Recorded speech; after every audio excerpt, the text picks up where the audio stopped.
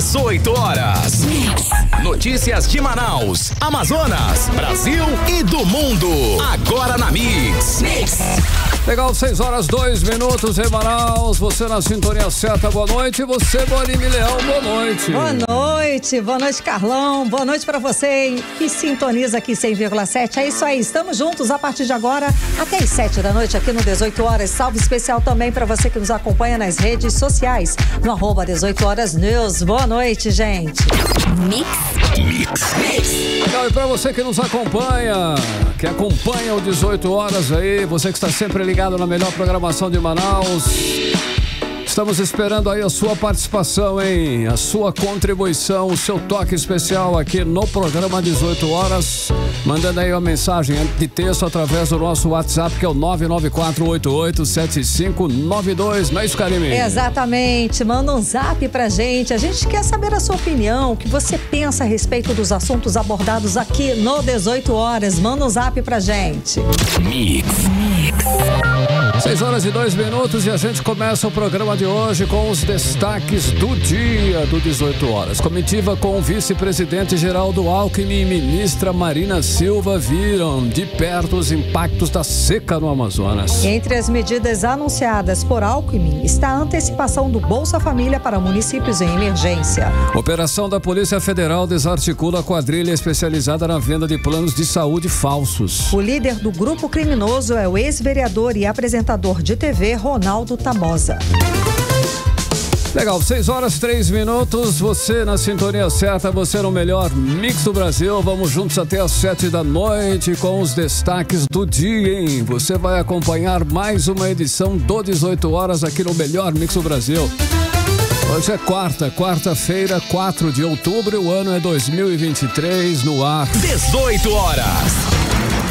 Olha o Rio Negro, hein? Rio Negro baixou mais 12 centímetros de ontem para hoje e registrava pela manhã a marca de 15 metros e 2 centímetros acima do nível do mar. Essa é a 10ª maior seca da história e o rio deve continuar descendo até o final deste mês.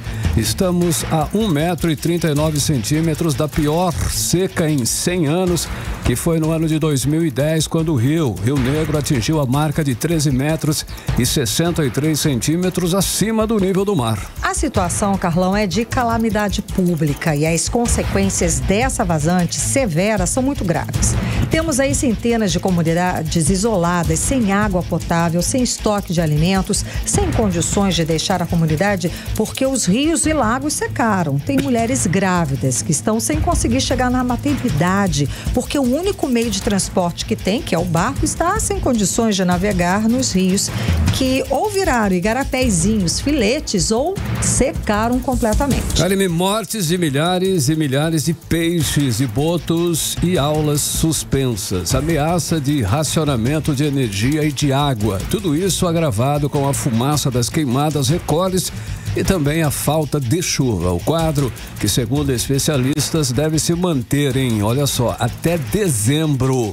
Mesmo até início de janeiro, a possibilidade de entrar o ano, virarmos o ano com essa seca, Karime. Exato, Carlão, e a gente já falou aqui que a previsão é de poucas chuvas nesses 3 últimos meses do ano aí, ou seja, o nosso verão amazônico, que seria aí com mais, ou inverno, né, que é com chuva, vai ter pouca chuva. Bom, hoje está em Manaus uma comitiva de ministros do governo Lula que veio acompanhar o vice-presidente Geraldo Alckmin numa viagem para ver de perto a situação da seca, da estiagem e das queimadas, além, é claro, de anunciar medidas emergenciais para minimizar esses problemas. E o repórter André Meirelles acompanhou os trabalhos da comitiva, está aqui ao vivo com a gente, traz mais informações.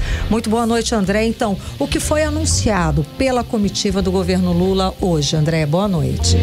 Muito boa noite, Karime. Boa noite, Carlão. Boa noite a todos que nos acompanham. Olha, a comitiva chegou em Manaus por volta de 10 horas da manhã e visitou áreas afetadas pela seca, como o porto da capital amazonense, né? A estiagem aí diminuiu o nível do rio, formando bancos de areia e dificultando até a navegação. E ainda também Além disso, está prevista uma reunião daqui a pouco para debater as medidas anunciadas durante a coletiva de imprensa que aconteceu hoje no final da manhã. Entre as iniciativas que foram anunciadas durante esta coletiva é a realização de 2 obras de drenagem, uma no Rio Solimões e outra no Rio Madeira, isso para recuperar a capacidade de navegação de ambos os rios. A primeira obra terá 8 quilômetros de extensão com duração de 30 dias e custo de R$38 milhões. Já a segunda obra, de 12 quilômetros, terá duração de 45 dias e o custo dessa segunda obra será de R$100 milhões. O governo também estuda liberar o seguro-defeso aos pescadores pelo período em que foram prejudicados. O Ministério do Meio Ambiente e Mudanças do Clima anunciou o envio também de 191 brigadistas para reformar a equipe local que trabalha no controle de incêndios também. O Ministério de Minas e Energia diz que uma ação preventiva realizada meses atrás permitiu a estocagem de óleo diesel na região, o que garantirá pelos próximos 30 dias o sistema de abastecimento de 169 setores que estão isolados aqui no estado. E hoje, junto com o governador do estado do Amazonas, Wilson Lima, eles anunciaram outras medidas para atender as pessoas afetadas por essa seca histórica, né, que atinge aqui a região. Entre elas também o governador Wilson Lima falou sobre a situação dos afetados ali em Beruri. Vamos acompanhar a fala do governador Wilson Lima. Já estão recebendo o apoio do governo do estado, já estão abrigadas, receberam cestas básicas, água potável, kit dormitório e também kit de higiene. Há também um anúncio que deve ser feito aqui pelo governo federal de apoio a essas famílias. Nós continuamos lá com uma equipe de 40 servidores do Corpo de Bombeiros, da Defesa Civil, da Polícia Militar, Polícia Civil e também da Assistência Social. 18 horas. A gente ouviu aí a fala do governador do Amazonas, Wilson Lima, durante essa coletiva de imprensa que aconteceu hoje aqui pela manhã, com a presença aí do vice-presidente do Brasil e também ministro do Desenvolvimento, Indústria, Comércios e Serviços, Geraldo Alckmin. Também falou durante essa coletiva de imprensa, né? Falou aí sobre as iniciativas. Entre as medidas que serão tomadas estão repasse de R$850 aos pequenos agricultores, extrativistas e pescadores com renda de até um salário mínimo e meio, que tiveram perda da produção. Segundo o vice-presidente, será pago o seguro integral do Programa Nacional de Fortalecimento da Agricultura Familiar. Também serão repassados a título de auxílio de R$400 a R$800 para os 200 moradores que tiveram as casas destruídas ali no deslizamento de Beruri. A verba será repassada à prefeitura e ela ali fará a distribuição. O pagamento do Bolsa Família e benefício de prestação continuada será antecipado para o dia 19 de outubro. Isso também foi confirmado ali pelo vice-presidente, e o governo federal destinará recursos para garantir o abastecimento de comida, água e combustíveis a serem distribuídos para as prefeituras, isso mediante a apresentação de plano de trabalho. O plano de enfrentamento prevê ainda, né, a distribuição de cestas básicas e kits de saúde que serão distribuídos aí para a população. E a chamada ajuda humanitária está sendo enviada pelo Ministério da Integração e Desenvolvimento Regional às prefeituras, segundo então informou o vice-presidente Geraldo Alckmin. Vamos ouvir a fala do vice-presidente. Queria destacar que a energia está garantida na região. Foi feito um trabalho com antecedência de reserva de combustível de óleo diesel, mesmo com a paralisação da usina de Santo Antônio, está garantida a energia, e nesta noite terá uma reunião que participará o operador nacional do sistema para avaliar a necessidade de contratação de térmica aqui para a região. E nós teremos um investimento de 56 bilhões de reais só em transmissão, e a maior parte será na região norte e nordeste do Brasil. Então, Alexandre Silveira tem destacado, os primeiros 16 bilhões foram assinados na semana passada e nós teremos um leilão ainda este ano e outro leilão no comecinho do ano. Queria também destacar o trabalho contra queimadas.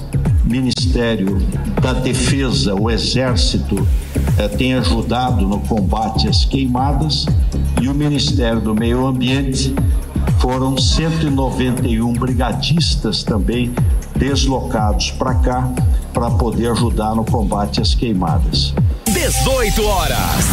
Olha, ainda na fala do vice-presidente Geraldo Alckmin, que sobrevoou as áreas afetadas pela seca aqui no Amazonas, né, durante a sua visita ainda hoje, ele assegurou que não faltarão recursos aos municípios impactados.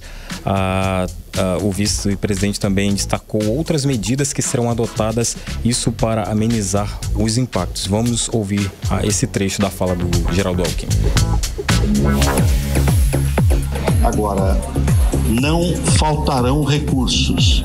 Então, o que tiver de necessidade, vão encaminhando para a gente poder, dentro da lei, liberar os recursos o mais rápido possível e atender a população. 18 horas. Então, a gente ouviu aí a fala do vice-presidente Geraldo Alckmin, né? Ele está aqui em Manaus, teve essa coletiva de imprensa no final da manhã de hoje. Ele falou ali sobre essas medidas para combater a seca, que é a situação da estiagem também no estado do Amazonas. E em fala na coletiva de imprensa, também esteve participando aí a ministra Marina Silva, do Meio Ambiente e Mudanças Climáticas. Ela disse que o governo federal já enviou órgãos federais para ajudar no combate às queimadas, que muitas das vezes acaba causando essa fumaça aqui no estado do Amazonas, e também sobre o combate à seca. Vamos acompanhar a fala de Marina Silva. Os 191 brigadistas, eles estão distribuídos na frente de queimadas por desmatamento e ajudando aqui aquilo que é o trabalho da Defesa Civil do Governo do Estado. Em relação à BR, é um processo técnico. Ninguém dificulta e ninguém facilita. A gente trabalha para viabilizar os empreendimentos, que são muitos. No caso, está sendo feitos estudos. Obviamente que quando o presidente Lula pediu os estudos, é porque ele quer que se tenha as duas coisas, os empreendimentos, mas com sustentabilidade. Uma última coisa, para não me alongar muito, não é? Eu entendo, né? E a gente precisa ter muita sensibilidade nesse momento, uma solidariedade total ao governo do estado. 18 horas. A gente ouviu aí a fala da ministra Marina Silva. E essas falas que a gente está ouvindo da ministra, do vice-presidente, do governador, é porque aconteceu uma coletiva de imprensa aqui, isso tudo para combater a seca, né, a fumaça, os focos de incêndios, a estiagem, tudo que está acontecendo aqui no estado do Amazonas, né, a vazante que afeta 200 mil pessoas no estado, que tem provocado também deslizamentos de terra, morte de animais, como a gente tem visto, e o esvazamento de rios. Os dados constam no boletim de estiagem divulgados pelo governo do Amazonas até ontem, né, até às 5 horas da tarde ontem, que o estado tinha somado ali 24 municípios em situação de emergência, 34 cidades em alerta e 2 em atenção, e os outros 2 em normalidade, né, por enquanto. Enquanto a situação de energia elétrica, que já foi dito aí pelo governo federal, que não faltará, né, energia elétrica aqui no estado, e sobre o abastecimento de água, pelo menos aqui em Manaus, está garantido, como afirmou por meio de nota a concessionária Águas de Manaus. Essa informação, inclusive, a gente trouxe ontem. E para corrigir também só uma fala aqui sobre as Águas de Manaus, o que foi falado ontem, que as Águas de Manaus apenas abastecem o município de Manaus, e não os outros municípios, né? Só para deixar claro aqui, Karine e Carlão. Ok, André Meirelles, muito obrigada pelas informações. Realmente a situação é tensa, né, Carlão? É uma situação extremamente delicada e está em todo o Amazonas, Karine Leão. E de Brasília, o senador Eduardo Braga está nos trabalhos, inclusive, da reforma tributária, onde é o relator, falou sobre o assunto das queimadas e estiagem.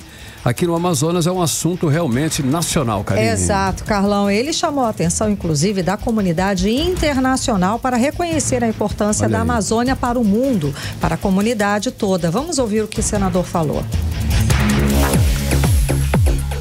Eu acho que nesse momento em que os extremos climáticos estão acontecendo, a estiagem na Amazônia, são os ciclones no sul do Brasil, são as altas temperaturas acontecendo na Europa. Não basta a comunidade internacional apontar o dedo e dizer o que nós devemos fazer pela Amazônia.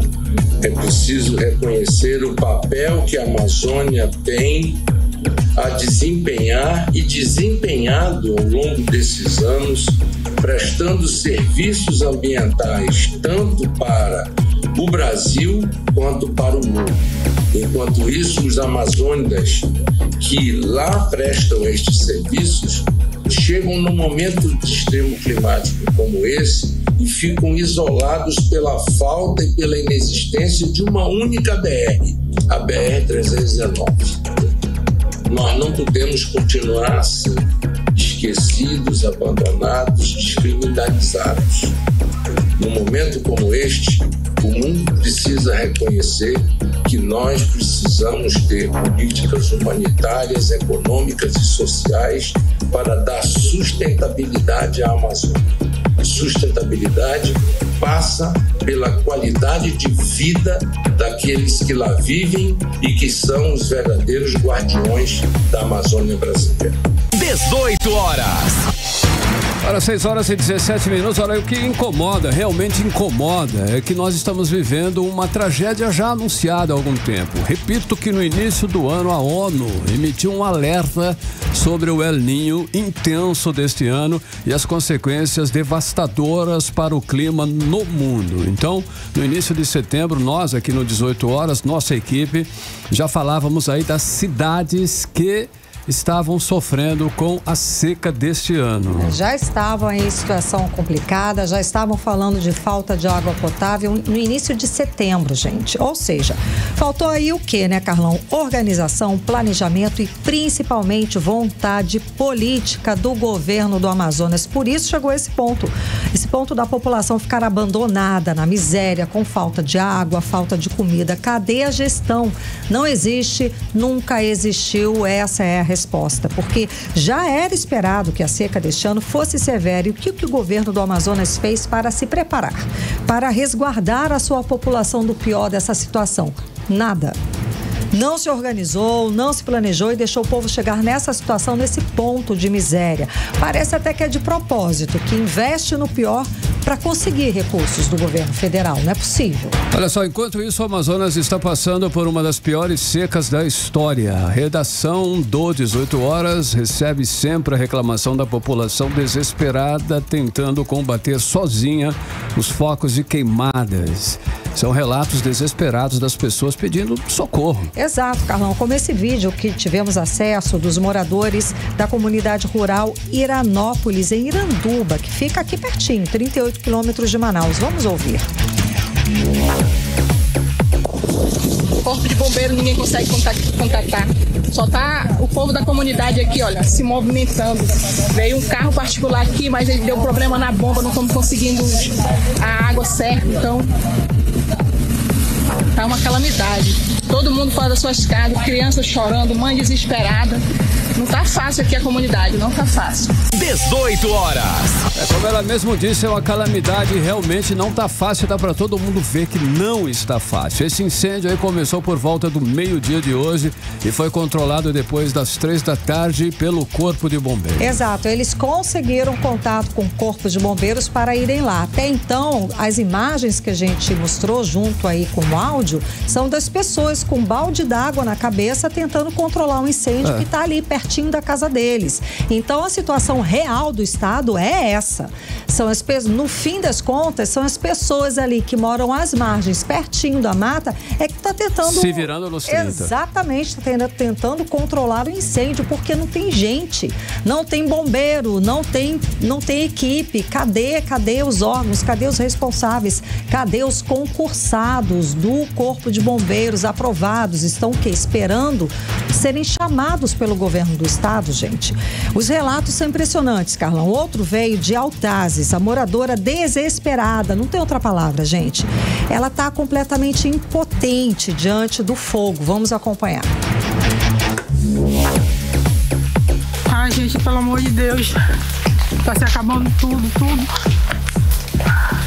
A gente fez um acero aqui, mas a gente não sabe. Olha o tanto de palha, ó. Ele veio subindo com tudo, com toda a velocidade. Por favor, ajuda a gente. Meu Deus do céu. 18 horas. A gente consegue perceber, né, o apelo, o desespero da pessoa. O fogo tá ali, na porta da casa dela. Me ajudem. E me ajudem. Daí, o que a outra moradora relatou, aquela de Iranduba, disse que ela ligava pro corpo de bombeiros, eles mandavam ligar para outro, porque não tinha, claro, não tem gente, não tem equipe o suficiente para debelar, para combater tanto fogo, tanto foco de incêndio. De novo, eu pergunto, cadê os bombeiros aprovados no último concurso que não foram chamados ainda? É preciso chegar gente de Brasília para ajudar, e esses aprovados? E hoje à tarde subiu para 40 o número de municípios em estado de emergência, Karime e ouvintes, aqui no estado do Amazonas. 19 estão em alerta, 1 em atenção, que é Canutama, e apenas 2 em situação de normalidade, que são Presidente Figueiredo e Apuí. E no total, Carlão, são 257 mil pessoas afetadas até o momento, mas com base nas estiagens de 2005 e 2010, a Defesa Civil Estadual estima que até dezembro 500 mil pessoas sejam afetadas aqui no estado do Amazonas. A lista inclui pessoas desalojadas, desabrigadas, doentes e até mortas em consequência da estiagem. Mix. Agora 6 horas e 23 minutos, e quem acompanhou a agenda da comitiva do governo Lula foi Cíntia Blink, a nossa comentarista de política local, mais precisamente dos bastidores. Ela não perde nem o lance. Então, Blink, conte pra gente o que aconteceu nos bastidores. Teve deputado colocando o dedo na cara da ministra, é isso mesmo? Conta pra gente. Boa noite, Cíntia. Boa noite, Karime. Boa noite, Carlão e todo mundo que tá com a gente na 100.7. Teve sim, ministra Marina Silva virou a protagonista do dia. E eu não tô falando isso porque ela foi exatamente celebrada, foi bem pelo contrário, viu? Na verdade, ela virou um alvo. Como o Karime falou, teve deputado, e a gente pode dar nome, foi o deputado estadual Sinésio Campos, do PT, quem apontou o dedo ali no rosto da ministra.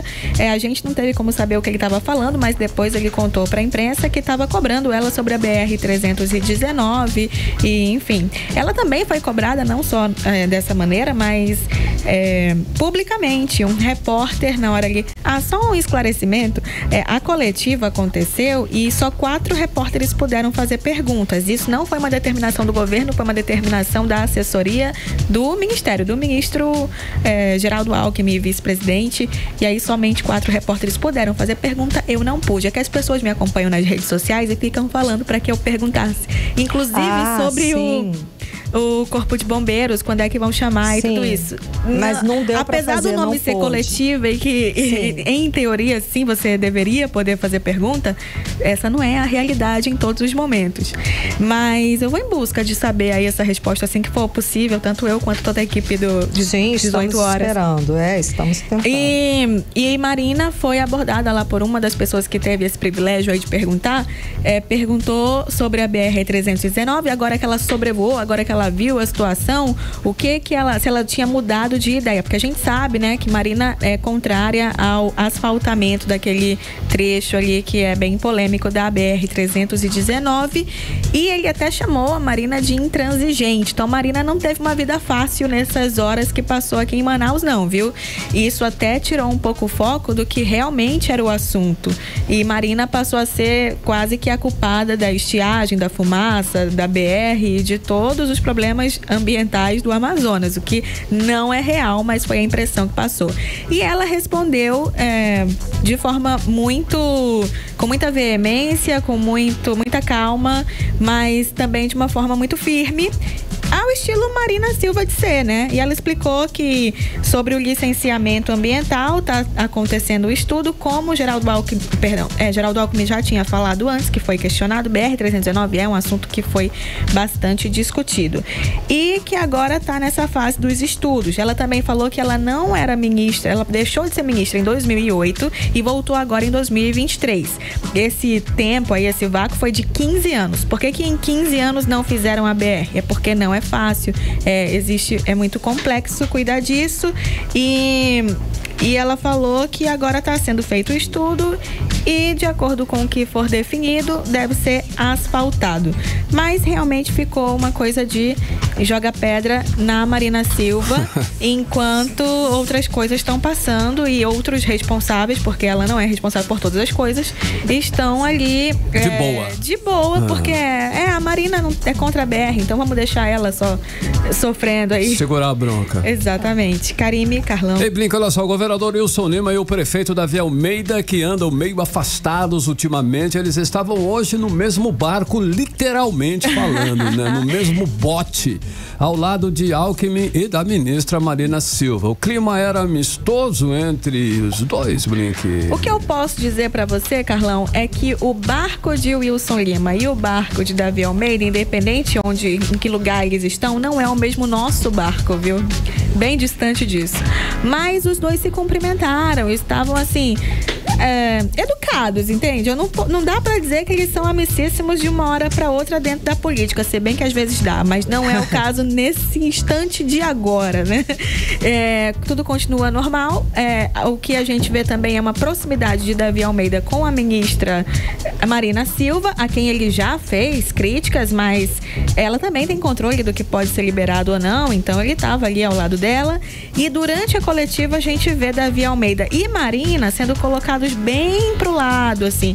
Tudo na política tem um símbolo, né? Então, enquanto Geraldo Alckmin e Wilson Lima estavam no centro, como era o esperado e era o natural, Marina e Davi quase a gente não conseguia vê-los. Marina passou a ser a pessoa que fala porque teve uma pergunta direcionada para ela ali, então não tinha como fugir disso.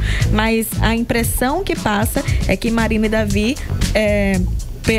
para a organização, enfim, ali, podiam ter passado batido, sabe? Podia ter ficado ali do lado, um pouco esquecido no churrasco, mas não deu para esquecer. Marina, não. Não, é impossível, ainda mais com as respostas certeiras dela, uma pessoa inteligente. Sim, e as perguntas eram muito direcionadas. Certo. Então ela tinha ali que se posicionar, ela não tinha muita opção. E se posicionou muito com maestria. Bem, né? Com maestria, apesar dos ataques e até as pessoas foram agressivas. É possível fazer perguntas sem ser mal educado? Eu acredito que sim. Bom, Cíntia, e o prefeito de Manacapuru, gente, que está gastando R$490 mil. Vamos lá. Prefeito de Manacapuru, município do estado do Amazonas, que está sofrendo com seca, estiagem. Estamos falando da comitiva do governo federal para conter os prejuízos desse período, ok.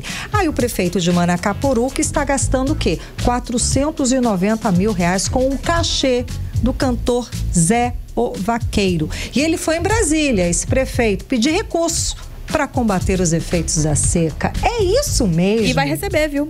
Sério? Ao que tudo indica, o nome dele mesmo? Beto D'Angelo. Meu Deus. Falamos dele aqui ontem. Ele vai receber cerca de... Ele não, né? A cidade de Manacapuru, R$2 milhões, vindo aí diretamente da União, e um pedido dos prefeitos, isso foi Cadu quem me contou, Carlos Eduardo, correspondente em Brasília, mas ele me deu essa dica, é que os prefeitos pediram fundo com a prefeitura, ou seja, sem passar pelo governo, para não ter nenhum tipo de não passar por nenhuma interferência. Interferência, essa é a palavra, eu sei português.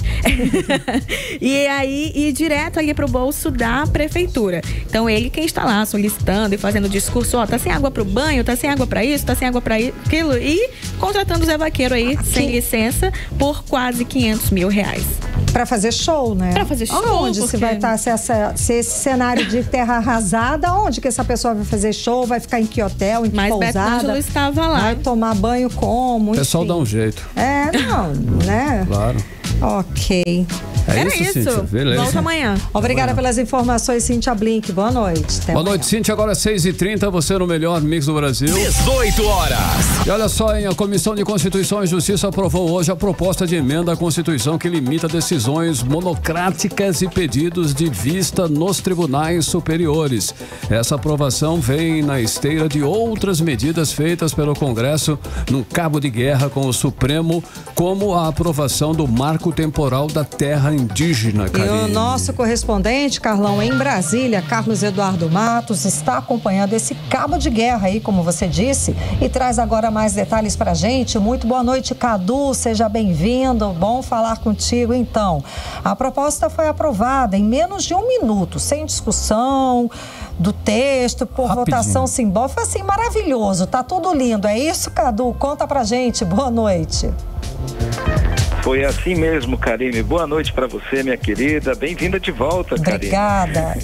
Boa noite, Carlão. Boa noite, ouvintes do programa 18 horas.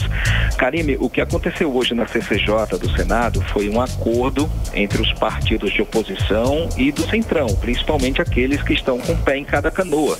No caso, o PP, o Partido Progressistas, e os Republicanos, que apesar de fazerem parte do governo, né, eles estão agindo ainda como oposição. Essa PEC foi aprovada hoje, assim, da forma relâmpago, como vocês disseram, foi para mandar uma mensagem nada amigável para o STF. E o recado foi: se vocês continuarem legislando no nosso lugar, nós vamos mudar a lei para tirar o poder de vocês. É isso, o recado foi esse. Se o STF recuar, Karine, aí é outra história. Quem acompanha a política sabe que a briga entre o Congresso Nacional e a Suprema Corte está muito feia. Eu diria, Karine, insustentável. Há muito tempo não se via uma reação tão forte de uma ala do Congresso Nacional contra o Supremo Tribunal Federal. E essa briga começou depois que o STF começou a julgar a descriminalização da maconha, a descriminalização do aborto, o marco temporal da demarcação de terras indígenas, e inclusive saiu essa decisão favorável aos povos indígenas, né? Os magistrados cutucaram as bancadas mais influentes do Congresso Nacional, que são a bancada do agronegócio e a bancada evangélica. E agora não tem diálogo que dê jeito, viu? Para a gente entender melhor essa PEC, que foi aprovada hoje na CCJ, Karine Carlão, ela diz o seguinte: as decisões monocráticas, ou seja, aquelas que são tomadas por um só ministro, elas não podem suspender a eficácia de uma lei ou de um ato normativo que tem abrangência nacional. Elas não podem também anular decretos presidenciais e nem leis que foram promulgadas pelo Congresso Nacional. Ou seja, o ministro relator não pode sozinho suspender os efeitos de uma lei. Somente o colegiado pode fazer isso. E a PEC também sugere que os pedidos de vista sejam coletivos e não mais individuais, Karine. Quando se pede vistas, não há um prazo de retomada do julgamento. E essa PEC, ela pede que o prazo de retomada seja de até 6 meses. Então, claro que a intenção, Karine, toda essa PEC, no texto dessa PEC, é enfraquecer o poder individual de cada ministro e endurecer e mexer no próprio regimento do STF, ou seja, invadir a competência do STF, né? Pra você ver a briga como é que tá. E essa bucha toda caiu agora no colo do presidente do Senado, Rodrigo Pacheco, porque a PEC só vai para votação no plenário, que é o próximo passo, Karine, se ele permitir, se o Rodrigo Pacheco der a canetada. É prerrogativa dele, ou não, colocar essa pauta em votação. Mas está difícil, viu? Como o Pacheco tem dado alguns sinais de irritação com o STF, né? É bem possível que ele coloque a PEC para votar. Isso ainda não tem prazo, viu, Karine? Porque os partidos estão se mobilizando ainda para fazer com que a PEC seja aprovada no Senado. Eles estão atrás de votos. Não adianta colocar em pauta. Tem que ter apoiamento político para aprovar. Não, eles não vão entrar nessa briga para perder, né? Então, mas, de qualquer forma, se passar no Senado, Karine, é muito provável que passe também na Câmara. Karine, Carlão. Cadu, eu vou te fazer uma pergunta agora que eu não gostaria de fazer, né? Porque eu acho que esse assunto não deveria nem estar em pauta, né? Mas vamos lá. Cadu, como está a questão do imposto sindical, Cadu? Volta ou não volta? Por enquanto não, Carlão. Boa. Essa é a promessa, essa é a garantia, viu? O ministro do Trabalho, Luiz Marinho, ele participou hoje de uma audiência pública na Comissão de Fiscalização e Controle da Câmara, onde ele, que eu estou falando ao vivo daqui da Câmara, viu? Onde o ministro, ele falou que não há qualquer proposta para o retorno do imposto sindical obrigatório. Ele disse que essa não é a intenção dele, como ministro do Trabalho, e nem tampouco do governo Lula. Mas, porém, todavia, né, Carlão, a gente não pode esquecer que saiu aquela decisão do STF que permite que os sindicatos descontem a contribuição sindical até mesmo dos não sindicalizados. Isso daí meio que abre caminho para a volta do imposto sindical. Então, apesar das falas de Luiz Marinho, a gente tem que ficar de olho nessa situação, né?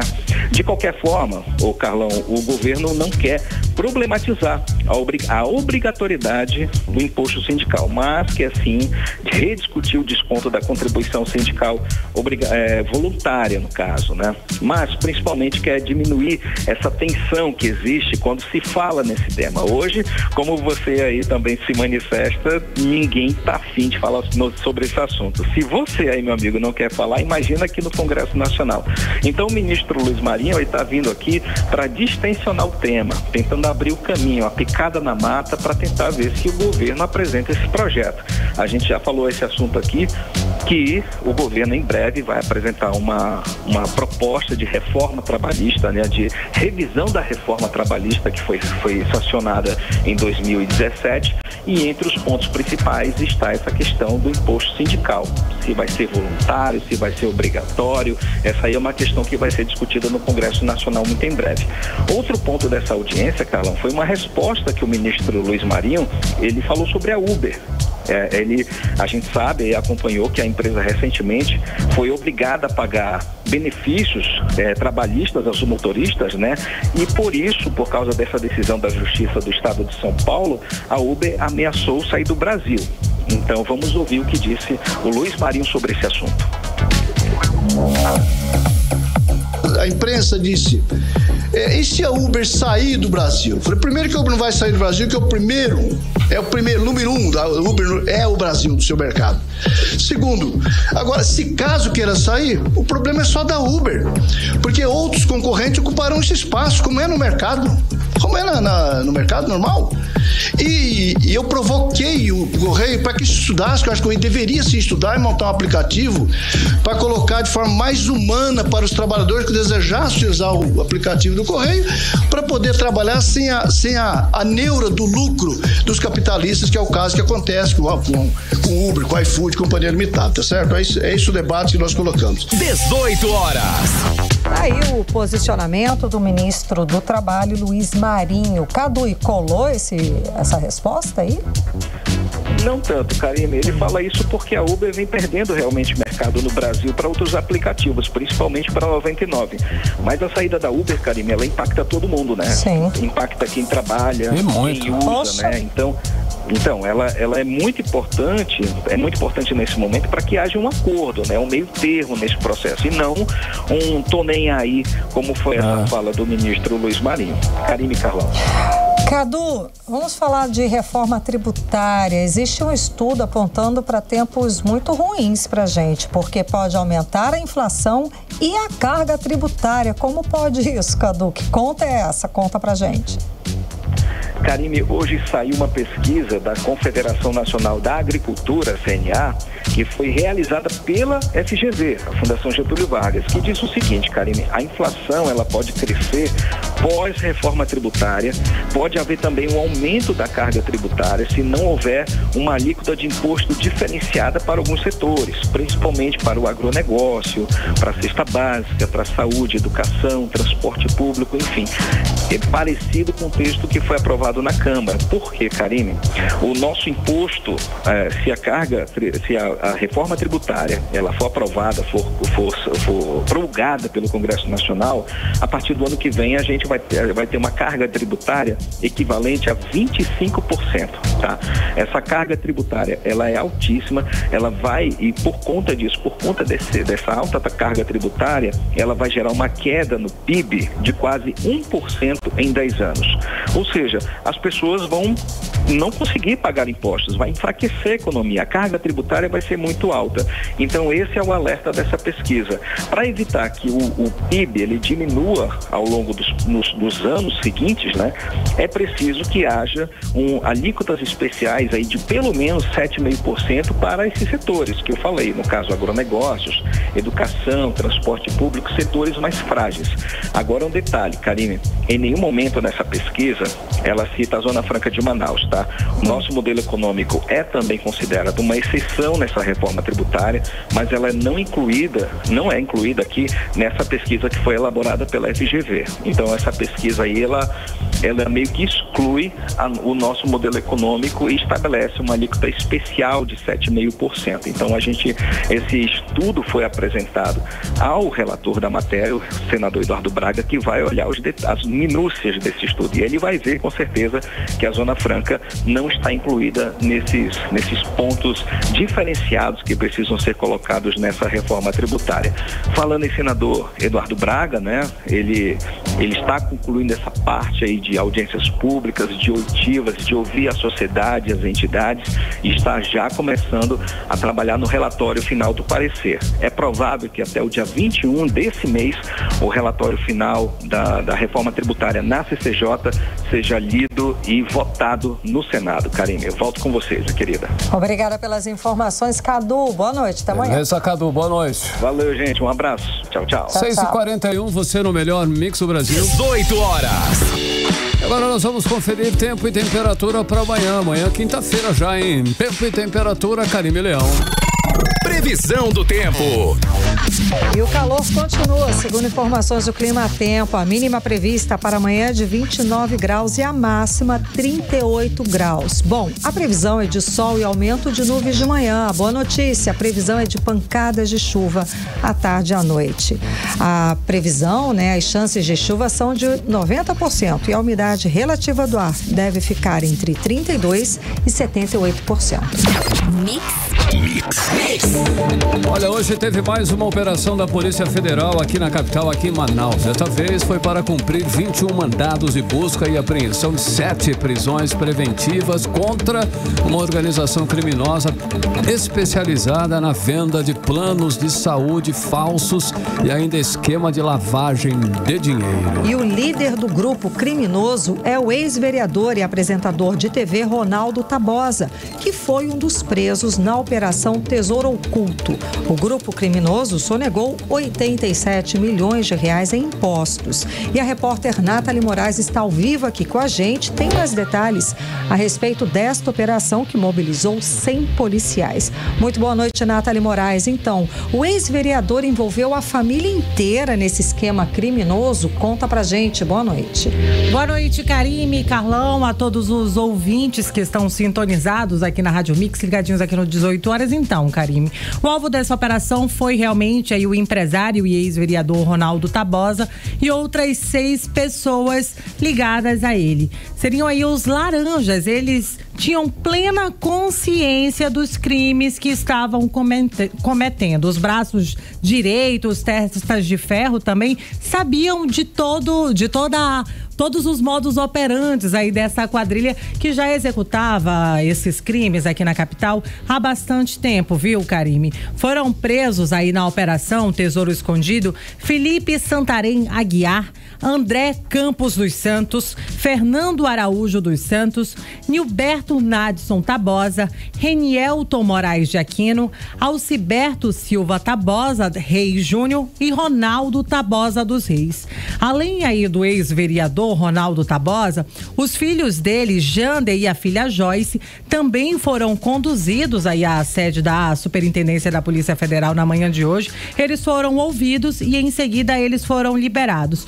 Todas essas pessoas, Karime e Carlão, elas foram investigadas ao longo dos últimos meses, né? Assim, na verdade, essa operação se deu início ainda no ano de 2019, mas foram investigações muito tímidas, mas nos últimos meses a Polícia Polícia Federal deu curso nisso aí e investigava eles aí pela venda de planos de saúde sem registros na Agência Nacional de Saúde. Além disso, eles devem responder aí por lavagem de dinheiro e sonegação fiscal. O ex-vereador Ronaldo Tabosa atuava aí como líder dessa organização criminosa. Ele era o cabeça, era ele aí que formulava tudo. Ele pegava as pessoas ali do seu núcleo familiar, fazia dessas pessoas aí como laranja, né, para abrir aí diversas empresas. Basicamente, toda a sua família, e ela era engajada aí nessa empreitada criminosa, vamos dizer assim, Karime. Pelo menos 35 empresas foram abertas nas 2 últimas décadas aí, gerando um prejuízo para a Receita Federal de cerca de 90 milhões de reais. Na manhã de hoje eu estive lá na sede da Superintendência da Polícia Federal, acompanhei a entrevista coletiva e a gente vai conferir agora o que disse o delegado, o chefe, o Pablo Michel, ele que é chefe da Delegacia de Polícia Fazendária. Vamos conferir. Trata-se de uma organização criminosa que atua há anos, há décadas aqui no nosso estado e que causou um prejuízo estimado até o momento na ordem de 90 milhões de reais. É um grupo criminoso difícil, que tem um modus operandi complexo, difícil de apurar, difícil de investigar, com a iniciativa de constituir inúmeras pessoas jurídicas de forma sucessiva para dificultar a atuação dos órgãos de repressão do Estado, mas que ainda assim, graças ao trabalho conjunto da Polícia Federal com o Ministério Público Federal, nós conseguimos identificar esse núcleo, que é formado por, tendo como líder um ex-parlamentar e basicamente toda a sua família engajada na empreitada criminosa. 18 horas. Nós ouvimos aí a fala, né, do delegado Pablo Michel da Polícia Federal. Bom, Karime, assim, como a gente ouviu aí inicialmente, a Polícia Federal tentou manter ali o sigilo dos nomes, né? Mas no decorrer da entrevista coletiva não teve como manter esse sigilo, já que o nome já tinha sido divulgado ali para os jornalistas de uma outra forma. A gente sabe que a gente faz um trabalho aí investigativo e não teve como deixar de lado. Entre as empresas aí abertas ao longo dessas últimas décadas pelo ex-vereador Ronaldo Tabosa, a gente pode destacar aí o Plano de Saúde Real Vida, né, que foi um dos principais alvos das investigações aí da Polícia Federal, já que ele vendia planos que não existiam, Karime, né? Além disso, a Tapajós Comércio e Medicamentos, a Rede de Academias Performance, além do Hope Bay Park, o parque aquático, que inclusive aí deu nome a essa operação, né? A Operação Tesouro Escondido faz aí uma alusão à temática desse parque aquático. Segundo ainda as investigações da Polícia Federal, tudo isso era feito para tentar driblar aí a Receita Federal e as investigações que tiveram início ainda no ano de 2019, como afirma aí o delegado Pablo Michel, chefe da Delegacia da Polícia Fazendária. Vamos conferir. O líder da organização criminosa, inclusive daí até o nome da Operação Tesouro Oculto, né? Ele tem como modus operandi ocultar seu patrimônio, tá? Então são inúmeros empreendimentos. Um dos empreendimentos é um empreendimento de entretenimento aqui da capital, né? É um empreendimento de entretenimento aqui da capital. Então daí a gente utilizou a temática do empreendimento que ele administra de fato para batizar o nome da operação. 18 horas. Karime e Carlão, nós ouvimos aí a fala do chefe da Delegacia de Polícia Fazendária da Polícia Federal, Pablo Michel. Essa investigação da Operação Tesouro Seguro foi instaurada ainda com um trabalho iniciado pela Receita Federal. E com o avançar aí dessas investigações, com o apoio do Ministério Público Federal, eles conseguiram aí identificar esta organização criminosa. A Polícia Federal, durante a entrevista coletiva, informou que não identificou ainda a origem desses recursos que possibilitaram aí a organização criminosa de iniciar essa prática de crimes em série. Como eu já bem disse, né? São mais de 2 décadas aplicando golpe no leão. Karime, dá para acreditar? Muito dinheiro, gente, guardado. realmente, não dá para, muito dinheiro guardado, não dá para acreditar não, gente. Vamos conferir aí a última fala do delegado Pablo Michel sobre essa possível tentativa aí de enganar o Leão. Prejuízo estimado é na casa afetiva de 87 milhões, isso é o que já tem apurado, eu falei um valor aproximado de 90 milhões, né? Certamente o valor vai ser utilizado para quitar dívidas tributárias e pagamento de eventuais multas condenatórias na seara penal. 18 horas. Karime e Carlão, só para encerrar, durante essa operação foram cumpridos aí 21 mandados de busca e apreensão e 7 mandados de prisão preventiva. E essa não é a primeira vez que o Ronaldo Tabosa foi parar aí nos holofotes, não, nem mesmo como político. Isso porque quando era vereador, ele teve um mandado cassado aí por 2 vezes, Karime e Carlão. E o filho dele também teve o mandado cassado quando foi vereador. O Ronaldo Tabosa teve o mandado cassado em 2012 e em 2019. Em 2022 ele tentou voltar aí para o cenário político como deputado federal, mas não teve sucesso. Ele ficou ainda ali entre os 10 deputados mais votados, mas não conseguiu ali uma vaga de suplente, viu? Karime e Carlão. Beleza, Nathalie? Obrigada pelas informações, Nathalie Moraes. 6h51. 18 horas. Olha só, metade dos entrevistados nas regiões Norte e Centro-Oeste desaprovam a gestão do presidente Lula, apontam nova pesquisa da Confederação Nacional do Transporte. E segundo o levantamento, o terceiro governo de Lula foi reprovado por 50% e aprovado por 44% dos entrevistados nas 2 regiões. Vamos acompanhar os detalhes agora com a Diné Araújo.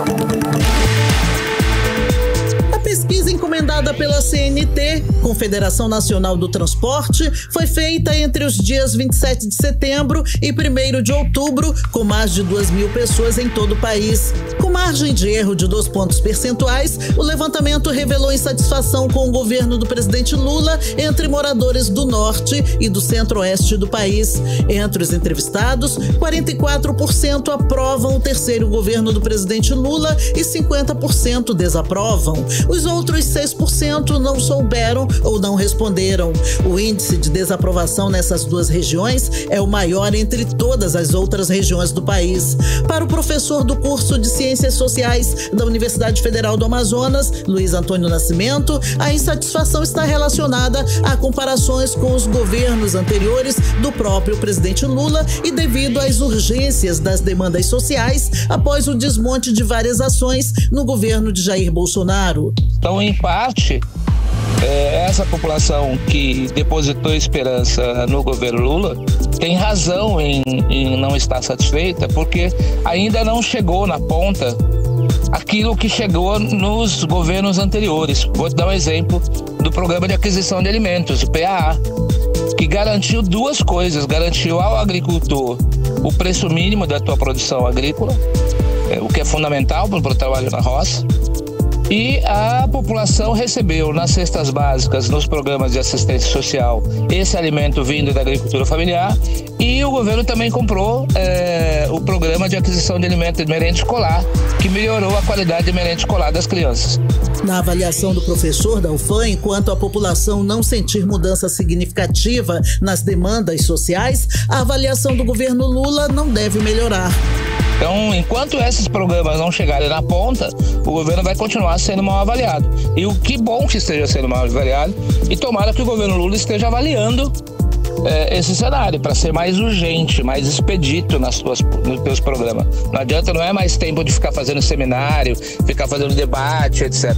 O Nordeste foi a região que melhor avaliou o governo Lula, com aprovação de 68%. Mas, no geral, a percepção predominante dos entrevistados é de que o governo Lula está se saindo melhor do que o governo Bolsonaro. Para 60%, Lula está cumprindo, ao menos parcialmente, as promessas de campanha. As 5 áreas em que o governo federal foi indicado como tendo se saído melhor são combate à pobreza, economia, educação, meio ambiente e emprego. As mulheres são as mais otimistas com o governo Lula. Elas representam 58% de aprovação contra 51% dos homens. Odinei Araújo para o 18 horas. Você está ouvindo 18 horas. 18 horas. Esporte. Agora que são 6h50. 54 minutos, nós vamos conferir aí os assuntos sobre o esporte. André Meirelles já está na área. André, boa noite. Ainda tem ingresso à venda para o jogo do Amazonas no sábado contra o Botafogo lá da Paraíba. Olha, boa noite a todos. Olha só, Carlão, tem sim ingressos, mas isso só na bilheteria, sabe? Os ingressos que você pode acessar pelo site já, né, esgotaram todos os ingressos pelo site, e aqueles ingressos de meia entrada também esgotaram, né? Quem quiser adquirir os ingressos tem que ir ali na bilheteria do Amadeu Teixeira para adquirir ingressos aí, né? A compra dos ingressos da inteira, né? Que a meia já esgotou, né? Então a gente viu aí, acompanhou que as pessoas estão nessa fila, e nem mesmo esse calorzão aí de Manaus de 38 graus, com sensação térmica de 42, vi a fila ontem, né? Lá tava debaixo do sol ali, os torcedores estão com tudo, confiantes, acreditando aí os amazonenses que sim, o Amazonas Futebol Clube vai vencer essa e vai para a Série B. Agora a gente fala sobre a Copa do Mundo de 2030, terá um formato inédito e será disputada pela primeira vez em 3 continentes. As sedes principais serão os vizinhos, Espanha, Portugal e Marrocos, mas o jogo de abertura será em Montevidéu, no Uruguai, como homenagem à primeira edição do Mundial, disputado aí em 1930. Também haverá jogos da primeira rodada na Argentina e no Uruguai. Olha só, para encerrar aqui, lembrando que hoje o Internacional enfrenta o Fluminense, né, em busca da classificação para a próxima fase da Taça Libertadores. Os times vão a campo no gramado do Beira-Rio a partir de 8h30 da noite. 8h30 mesmo, no horário aqui de Manaus. Carime, Carlão. Obrigada pelas informações, André Meirelles. Até amanhã. Até amanhã, André. 6h56, você no melhor Mix do Brasil. 18 horas. Nathalie Moraes está aqui ao vivo com a gente. Ela tem as últimas informações a respeito das queimadas que está acontecendo nesse momento aqui em Manaus, não é, Nathalie? Onde que acontece? Pois é, Karine, um incêndio aí de grandes proporções já dura mais de 24 horas em uma área de mata nas proximidades da Bola das Letras, ali no bairro do Dom Pedro, na zona centro-oeste aqui da cidade. Agora há pouco, em entrevista coletiva, o Corpo de Bombeiros afirmou ter dificuldade para controlar este incêndio. Como eu disse anteriormente, esse incêndio já dura mais de 24 horas e em entrevista coletiva, o Corpo de Bombeiros afirmou que este incêndio pode ter tido aí uma origem criminosa, Karime. Será que alguém tocou fogo, estava querendo tocar fogo no lixo, aquela coisa antiga de cultura? Pois é, a gente sabe, né, que com esse calorão, qualquer fagulha, qualquer faísca pode se transformar num... Todo cuidado é pouco, aquela história de guimba de cigarro e tudo mais. Todo cuidado é pouco. O fato é que a gente viu hoje várias informações, vários trechos e vídeos mostrando focos de incêndio aqui em Manaus. Outro foco, inclusive, agora no fim da tarde, foi identificado ali no Parque dos Bilhares, entre um centro de compras e o Parque dos Bilhares, e o Corpo de Bombeiros também está lá no local tentando controlar essa situação, Karime. Atenção, pessoal. Ou seja, o que a gente vai ter agora nas próximas horas é mais fumaça, o ar mais poluído e tóxico para a população aqui de Manaus. Agora, o danado, complicado, pior é saber que pode ter sido criminoso de ação humana, não é? Essa foi uma afirmação do Corpo de Bombeiros agora há pouco durante a entrevista coletiva, que infelizmente as causas desse incêndio pode ter sido criminosa, Karime. Obrigada pelas informações, Nathalie Moraes. Boa noite. Boa noite. 18 horas. Agora em Manaus, 6h58. Seguimos direto para o Editorial 18 horas. Editorial 18 horas. Em função da forte vazante dos rios na região, estiveram hoje em Manaus o vice-presidente da República, Geraldo Alckmin, e os ministros do Meio Ambiente, Mudança Climática, dos Povos Indígenas, da Integração e Desenvolvimento Regional dos Portos e Aeroportos, de Minas e Energia e também da Defesa. Também estiveram em Manaus autoridades do Ministério da Saúde, do Desenvolvimento Agrário, do Desenvolvimento Social, da Secretaria de Relações Institucionais e do Departamento Instituto Nacional de Infraestrutura de Transporte. O trabalho da comitiva é representativo e também significativo. O suficiente para que a população não possa esperar, para que a população possa realmente esperar que no futuro medidas mais duradouras e não apenas emergenciais possam ser tomadas. É preciso infraestrutura para diminuir os efeitos negativos da subida e descida dos rios, que tendem a ter cada vez mais impacto na vida da população amazônica. 18 horas. Agora 7 em ponto, hein, Karime? Boa noite, até amanhã. Boa noite, continue bem. Continue em 100,7 até amanhã. Você ouviu 18 horas. As notícias do Brasil e do mundo. De volta amanhã.